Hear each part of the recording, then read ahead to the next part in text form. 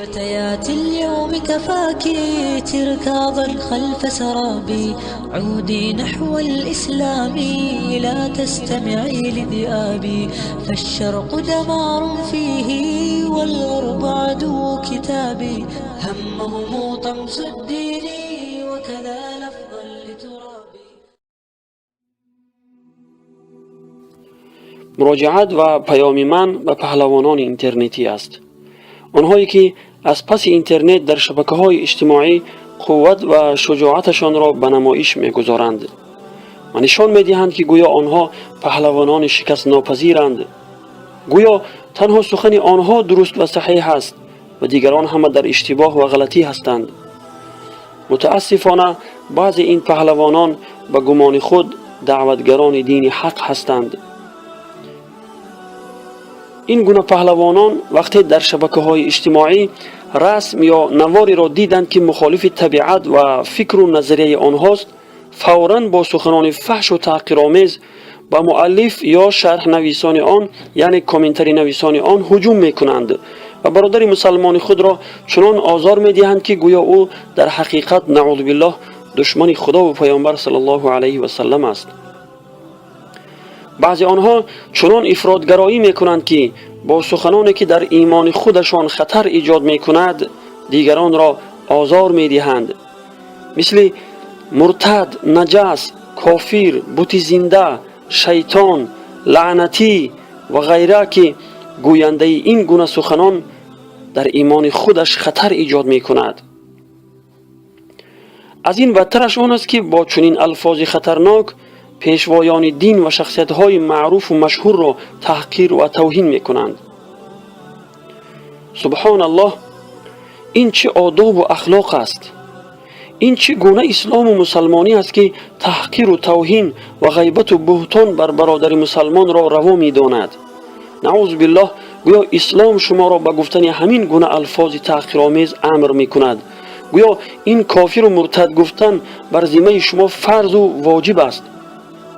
نه، قسم به خدا که اسلام همه این گونه بی‌آدابی و تحقیر و توهین بر دیگران را منع کرده چنین بی‌ادبان و پهلوانان اینترنتی را سرزنش میکند. اسلام دین شفقت و مهربانی است. اسلام دین وحدت و یک پارچگی است. پس چگونه با این رفتار و کردار شما وحدت و یک پارچگی به دست می آید؟ فراموش نکنید که شما با این رفتار خود مرتکب چند گناه بزرگ می شوید و مثل تکبری، دروغ و بهتان، تجسس و عیبجویی، غیبت، چنگ زدن به آبروی دیگران، تفریقه و فتنه انداختن در بین مسلمانان و البته آزردن دل یک مسلمان که در همه این گناهان آزردن دل مسلمان وجود دارد و گناه خیلی بزرگ است. پیامبر خدا صلی الله علیه و سلم می فرمایند: عن عبد الله بن عمرو رضی الله عنهما عن النبي صلى الله عليه وسلم قال: المسلم من سلم المسلمون من لسانه ويده، رواه البخاری و مسلم. یعنی از عبدالله ابن عمرو رضی الله عنهما روایت است که پیامبر خدا صلی الله علیه و سلم فرمودند: مسلمان حقیقی کسی است که دیگر مسلمانان از دست و زبان او در امان باشند و آزار نیابند. و در دیگر حدیث آمده است: عن عبد الله بن مسعود رضی الله عنه قال: قال رسول الله صلی الله علیه و سلم: ليس المؤمن بالطعان ولا اللعان ولا الفاحش ولا البذيء، أخرجه ابن حبان في صحيحه والحاكم في مستدركه عن عبد الله بن مسعود رضي الله عنه. از ابن مسعود رضی الله عنه روایت است که پیامبر خدا صلی الله علیه و سلم فرمودند: مؤمن حقیقی زیاد طعنه کننده و زیاد لعنت کننده و بدکردار و بدگفتار نیست. پس ای برادر مسلمان، آیا باری هم این حدیث ها را شنیده ای؟ باری هم در معنا و مفهوم این حدیث ها اندیشه کرده ای؟ تو که خود را هدایت یافته و بر حق میدانی، آیا طبق این فرموده خداوند عمل کرده ای که میفرماید: ادعو الى سبیل ربک بالحکمة والموعظة الحسنة وجادلهم بالتي هي احسن ان ربک هو اعلم بمن ضل عن سبیله و هو اعلم بالمهتدین. یعنی ای پیامبر، مردم را با حکمت و سخنان استوار و پند و اندرز نیکو به راه پروردگارت دعوت کن و با بهترین روش با آنان گفتگو کن. بیگمان پروردگارت آگاه تر است به حال کسانی که از راه او منحرف شده یا به راه او راه یافته اند. یعنی خداوند گمراهان و هدایت یافتگان را بهتر می داند. سوره نحل آیت 125.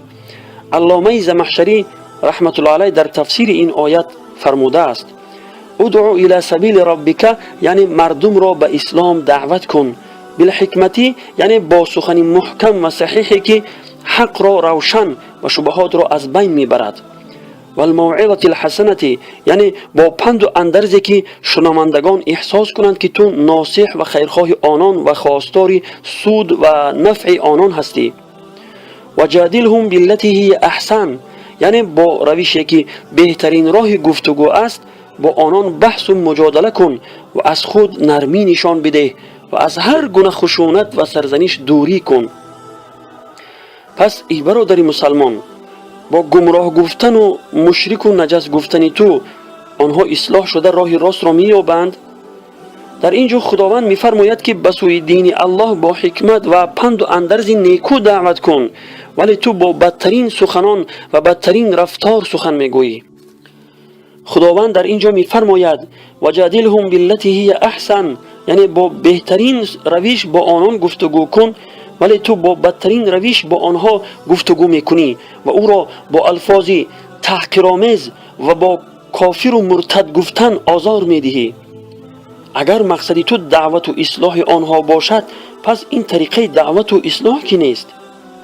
وقتی کسی را مرتد، کافر، بت زنده، شیطان و نجس گفته تکفیر میکنی، یک بار فکر نمیکنی که مبادا او مستحق این سخنان نباشد و تو مصداق این حدیث پیامبر صلی الله علیه و سلم شوی که میفرماید: از عبدالله ابن عمر رضی الله عنهما روایت شده که پیامبر خدا صلی الله علیه و سلم میفرمایند: ایما امرئ قال لاخیه یا کافر فقد باء بها احدهما ان كان كما قال و الا رجعت علیه. رواه البخاری و مسلم. هرگاه شخصی به برادرش بگوید ای کافر، قطعا این کلمه به یکی از آن دو برمیگردد. اگر آنگونه که گفت باشد کافر است، وگرنه این کلمه به خود گوینده آن برمیگردد. برادر عزیز، شما با آتش بازی میکنید. از این سخنان خطرناک پرهیز نمایید. شما طبق کدام اصول تکفیر دیگران را کافر و مرتد میگویید؟ و یا شخصی که به گناه کبیره دست زند یا به بدعتها و خرافات دست زند، شما او را کافر و مرتد حکم میکنید؟ این عقیده اهل سنت است که مرتکب گناه کبیره را حکم به کفر کرده نمی شود. همچنین شخصی را که به بدعتها و خرافات دست میزند نیز حکم به کفر کرده نمی شود. او گمراه است و شما می توانید او را با پند و اندرز نیکو اصلاح کنید، نه با کافر و مرتد گفتن که او را برعکس به افراط و از حد گذری می کشید. و دیگر این که در شبکه های اجتماعی وقتی به آبروی کسی چنگ میزنی، باری هم فکر نکردی که صاحب شریعت آبروی مسلمان را در برابر خونش قرار داده است؟ اگر آبروی او را ریزاندی، گویا خونش را ریزاندی و گناه ریزاندن خون مسلمان را به دوش میگیری. پیامبر خدا صلی الله علیه و سلم میفرمایند: ان دماءکم و اموالکم و اعراضکم بینکم حرام علیکم. الحدیث رواه البخاری. برادر عزیز، شما اگر کسی را کافر و مرتد، شیطان و نجس نگویید، خداوند شما را در قیامت از این نمی پرسد که چرا فلانی کافر و مرتد بود ولی تو او را کافر و مرتد نگفتی. ولی وقتی کسی را کافر و مرتد گفتی، البته خداوند تو را از آن می پرسد. پس سلامتی در آن است که ما زبان را از این گونه سخنانی خطرناک نگاه داریم. برادران عزیز، بیایید با اخلاق نیکو با دیگران رفتار کنیم. از هر چیزی که خلاف فکر و نظریه ما است ناراحت نشویم و با صبر و بردبار باشیم. از تحقیر و توهین دیگران پرهیز نماییم. از بد اخلاقی که برای ما هیچ ثوابی نمی رسد.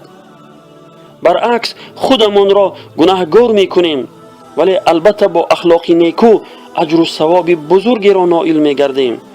پیامبر خدا صلی الله علیه و سلم میفرمایند: ان المؤمن لا يدرك بحسن خلقه درجة الصائم القائم. اخرجه ابو داود عن عائشه رضی الله عنها فی سننه. مؤمن حقیقی با اخلاق نیکو به درجه روزدار و شب زنده‌دار میرسد. خداوند همه ما را هدایت فرماید و امت مسلمه را متحد بگرداند و بینش صحیح و یکدیگر فهمی کامل را برای ما ارزانی فرماید.